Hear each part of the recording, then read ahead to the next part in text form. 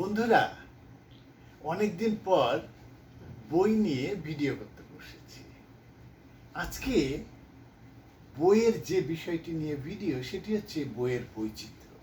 আমরা জানি বই তো শুধু লেখার একটা কাজ নয়, সেই লেখাকে পাঠকের কাছে উপযুক্তভাবে উপস্থাপনের জন্য একটা বইকে আসলে নির্মাণ করতে হয়। কখনো সেটা ক্ষুদ্রতর সংস্করণে থাকে, কখনো বৃহত্তর। তারপরে এর কাগজ, এর শৈল্পিক যে ব্যাপারটি, নান্দনিকতার যে ব্যাপারটি, সব কিছু মিলে বই একটি নির্মাণ, একটি নির্মিত শিল্পের মতো ব্যাপার। তা আজকে কয়েকটি বিচিত্র বই আপনাদেরকে দেখাবো, এবং সেই দেখানোটা সম্পূর্ণতই আমার আনন্দ আপনাদের সাথে সহভাগ করার জন্য। প্রথমে বলি, রবীন্দ্রনাথের গীতাঞ্জলি একটি সংস্করণ আমার কাছে আছে। এই যে ক্ষুদ্রতর রবীন্দ্র গীতাঞ্জলি, এই সংস্করণটি প্রকাশিত হয়েছিল 1961 সালে। মানে রবীন্দ্রনাথের জন্ম শতবর্ষে বিশ্বভারতী এই সংস্করণটি প্রকাশ করেছিলেন। তো এই যে গীতাঞ্জলি, এবং গীতাঞ্জলির মতোই আরও দেখুন নৈবেদ্য, আরও দেখুন স্ফুলিঙ্গ, এবং আরও দেখুন কণিকার, এই চারটি সংস্করণ, বিশেষ সংস্করণ আমি এই টরন্টোতে বসে সংগ্রহ করতে পেরেছি। একটি বাঙালি পরিবারের সহযোগিতায়, আন্তরিকতায় তাদের বাড়িতে ছিল। আমি যেহেতু বইপ্রেমী মানুষ, তারা আমাকে এই বই উপহার দিয়ে আমাকে আনন্দ দিয়েছেন। ওই যে গীতাঞ্জলির কথা বললাম, সেই প্রসঙ্গে গীতাঞ্জলির এই সংস্করণটা একটু দেখিয়ে রাখতে চাই। এটি হচ্ছে ইংরেজি গীতাঞ্জলি, যেটি 1913 সালের মার্চ মাসে ওই অনুবাদটি প্রকাশিত হলো। এবং এই সংস্করণের যে সংস্করণটি আমার কাছে আছে, সেটি হচ্ছে গীতাঞ্জলির 1915 সালের মুদ্রিত সংস্করণ, ম্যাকমিলান কোম্পানি যেটা করেছিল। এটি আমার হাতে এসেছে। এটিও কিন্তু আমার কাছে অনেক সম্মানের, সৌভাগ্যের বলে আমি মনে করি। এই যে বইয়ের যে কত রকমের বৈচিত্র্য, তা নিয়ে প্রথমে আমি একজন লেখকের কথা বলি। লেখকের নাম আলবার্তো ম্যাঙ্গুয়েল। এই বইটির নাম দ্য লাইব্রেরি অ্যাট নাইট। আমি ম্যাঙ্গুয়েলের বই দেখাচ্ছি এই কারণে যে ম্যাঙ্গুয়েল লাইব্রেরি এবং বই নিয়ে অনেকগুলো বই লিখেছেন, বিচিত্র সব বই। এবং বইয়ের ভেতরে আমি যদি একটু দেখাই, বইয়ের ভেতরে তিনি ভীষণভাবে অনেক রকমের ছবি এবং এর যে কম্পোজ ইত্যাদি, সেগুলোকে এমন করে নান্দনিকভাবে তৈরি করেছেন এই বইয়ের প্রকাশও। তার ফলে এই বই চোখের কাছেও একটি অন্য রকমের উপাদান হিসেবে উপস্থাপিত হয়েছে আমাদের দৃষ্টিতে। এবং আমরা যখন আলবার্টো ম্যাঙ্গুয়েলের এই বইটা এবং তার বাকি বইগুলো দেখব যে তিনি বই নিয়ে কত বিচিত্র গবেষণা করেছেন, উদ্ভাবন করেছেন, উদ্ঘাটন করেছেন। এবারে আরেকটা বই দেখাই। এই বইটি আমাদের টরন্টোর প্রিয় কবি অ্যান মাইকেলসের লেখা। অ্যান মাইকেলস আমাদের বন্ধু মানুষ। তিনি গত বছর তার উপন্যাসে হেল্ডের জন্য $1,00,000 পুরস্কার পেয়েছেন, গিলার পুরস্কার। এই বইটি কি নাম? করেসপন্ডেন্সেস, অ্যান মাইকেলস এ পোয়েম। এই জায়গাটায় আছে বেন্ডিক এলস্টেইন পোর্ট্রেটস, মানে ছবি এঁকেছেন। এই বইটি কেমন সেটি বোঝার জন্য আমাদেরকে এই বইয়ের ভেতরে যেতে হবে। বইটি একটি বক্সের ভেতরে আটকানো আছে, আর এই জায়গাটি এমন করে গর্ত করা, এই যে, যাতে এই মুখটি এখান থেকে দেখা যায়।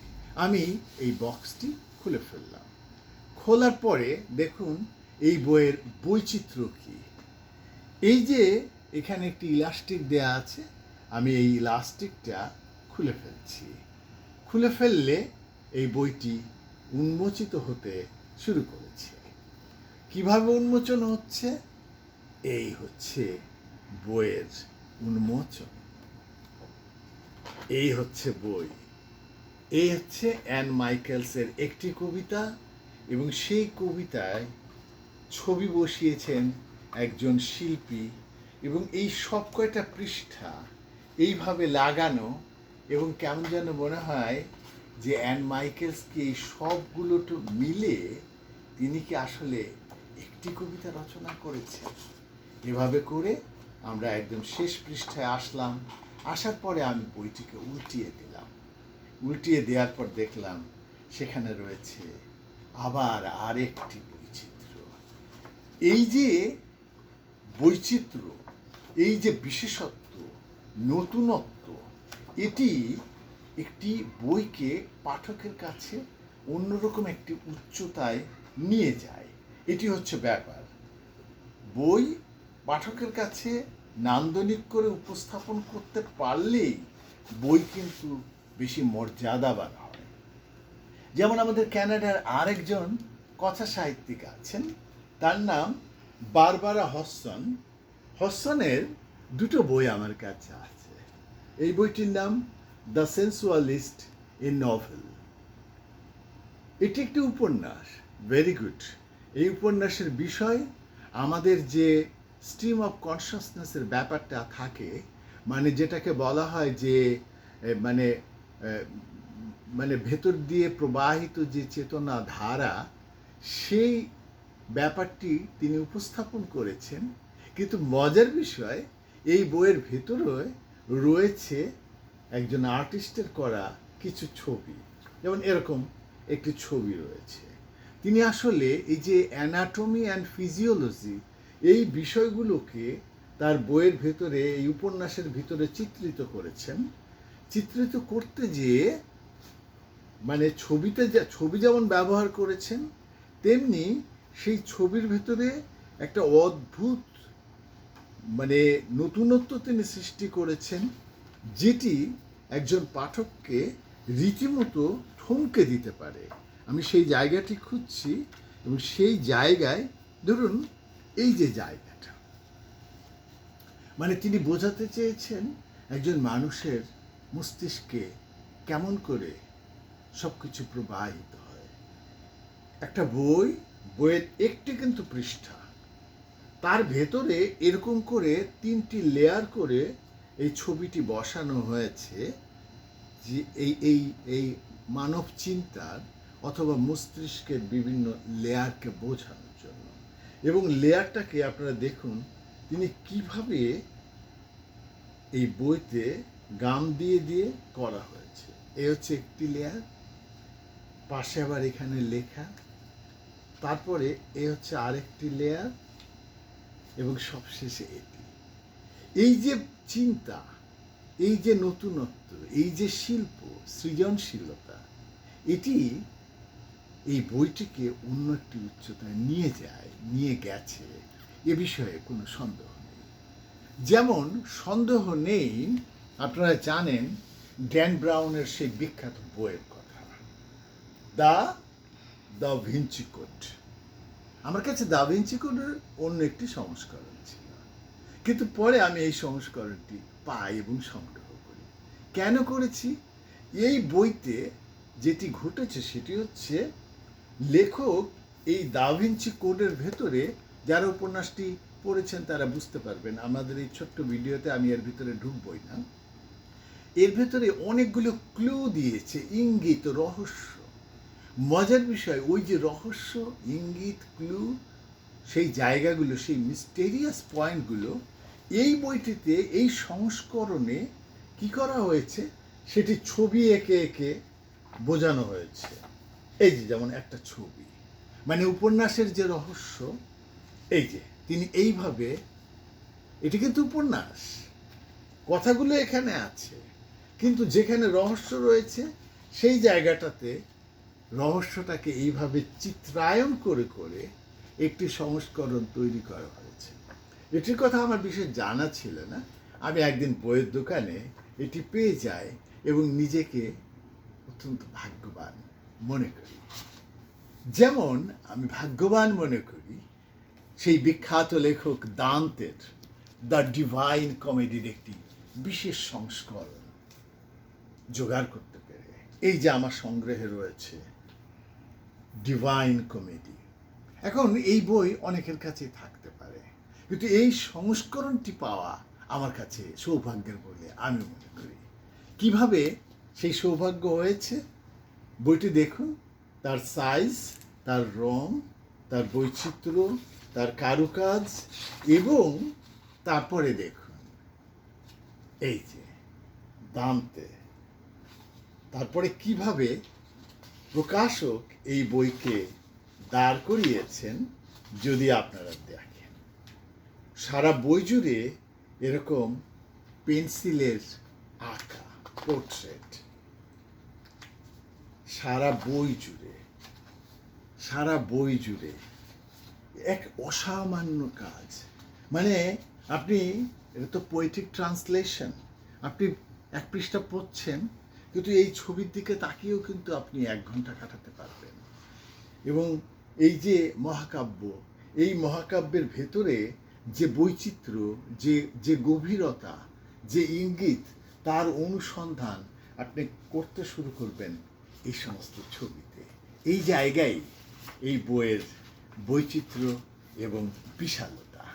আজকের কথা আমি শেষ করব আরেকটি বই দিয়ে, যে বইটি আমাদের একটু ধর্মীয় লাইনের বই, কিন্তু বই তো বই, সেটি তো পাবলিকেশনস, প্রকাশনা। এই বইটি প্রভুপাদ সরস্বতী ঠাকুর, তার জীবনকে কেন্দ্র করে বই। একটুখানি বলে রাখি, সরস্বতী ঠাকুর কে ছিলেন? আমাদের যে শ্রীল ভক্তি বেদান্ত প্রভুপাদ, স্বামী প্রভুপাদ, তার গুরুদেব হচ্ছে সরস্বতী ঠাকুর। এবং মনে রাখবেন, সরস্বতী ঠাকুরের বাবা হচ্ছে ভক্তি বিনোদ ঠাকুর। তিনি নবদ্বীপের অথবা নদিয়ার তিনি হচ্ছে ডিএম ছিলেন, যাকে বর্তমান সময়ে আমরা বলি ডিসি, ডিস্ট্রিক্ট ম্যাজিস্ট্রেট ছিলেন। তিনি অসাধারণ পাণ্ডিত্য সম্পন্ন একজন মানুষ ছিলেন। He was the person in the years 80-90s, তিনি কিন্তু বৈষ্ণব ধর্মের বইগুলো ইংরেজিতে অনুবাদ করেন। শুধু অনুবাদ করেন না, সারা পৃথিবীতে বড় বড় পণ্ডিতদের কাছে তিনি উপহার হিসেবে পাঠান।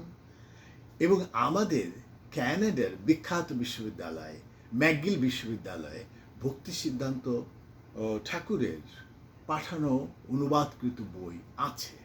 তো এই বইটি, এটি প্রকাশ করেছে ইস্কনের একদম প্রথম দিককার যারা মানুষ, তারা করেছিলেন। এবং এই বইটির অদ্ভুত কৌশল, এই হচ্ছে বই, এর ভেতরে এরকম করে তৈরি করা হয়েছে, এরকম এই এই এই এবং আমরা এই বইগুলোর একটু কভার দেখতে দেখতে আমরা একটু এই বইয়ের কাভারগুলো দেখতে থাকি। আর একটা বই আপনাদেরকে ফাঁকে দেখিয়ে ফেলবো আর একটি বই,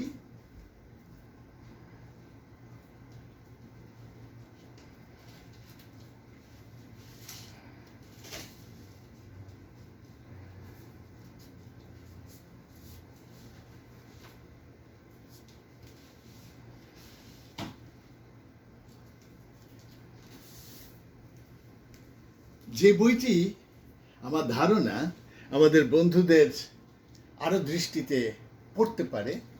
এই বইটি আমার টেবিলে রাখতে একটু ভুলে গিয়েছিলাম। সে বইটি হচ্ছে এরকম। এটা ধর্মীয় বই, কোনো সন্দেহ নেই, কিন্তু প্রকাশনার গুণগত মানে, সৌকর্যের প্রশ্নে এটি অত্যন্ত গুরুত্বপূর্ণ। Shri Chaitanya, his life and associates. এই বইটি এরকম করে করা হয়েছে। এ হচ্ছে বইটি। কিন্তু সবচেয়ে যেটা মজার বিষয়, আমি এর আগে কোনোদিন কোনো বইতে এই জিনিসটি দেখিনি। আমাদের যারা লেখক বন্ধু, প্রকাশক বন্ধু আছেন, তারা ভাবতে পারেন এই বইটি আমি যদি কভার উন্মোচন করি। আমি উন্মোচন করলাম, এই বইটি উন্মোচিত হয়ে গেল। এর যে বাইরের কভার সেটি আমি খুলে ফেললাম। এখন প্রশ্ন হচ্ছে, কেন আমি এত বিশেষভাবে এই বইটি দেখাচ্ছি? এই যে কভার, এই কভারটি আমি খুলছি। এই হচ্ছে কভার, এই এই এই কভার, এবং এর ভেতরে ওই বইয়ের যত অ্যাসোসিয়েটস, মানে চৈতন্য এবং তার অ্যাসোসিয়েটস, তাদের ছবি দিয়ে এরকম করে একটি জিনিস বানানো রয়েছে এই কভারের ভিতরের এই পৃষ্ঠাতে, যা কোনো সময় আমরা ভাবতেই পারি না যে এরকম করে কি বানানো সম্ভব। এই যে বিষয়টি, এই যে ভাবনা, এই ভাবনা, এখানে লেখা আছে গৌরলীলা কৃষ্ণলীলা, গৌরলীলা কৃষ্ণলীলা। এই যে ভাবনা, এই ভাবনা আমাদেরকে অনেক নতুন চিন্তায় উস্কে দেয়।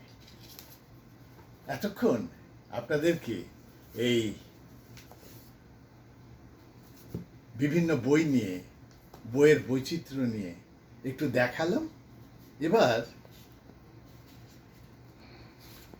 আমার কথা, আজকের ভিডিও শেষ করতে চাই সেই গীতাঞ্জলির